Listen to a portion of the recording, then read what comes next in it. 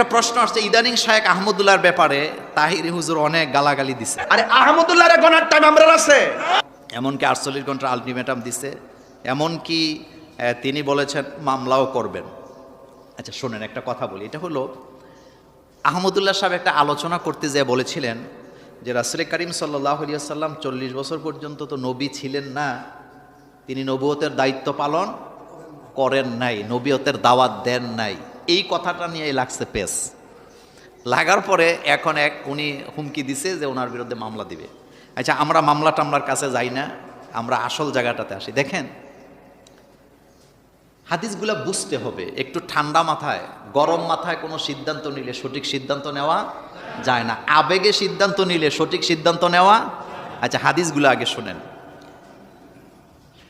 নবী করিম সাল্লাল্লাহু আলাইহি ওয়াসাল্লাম তিনি নবী, তার আগে আরো অনেক নবী আছে না নাই?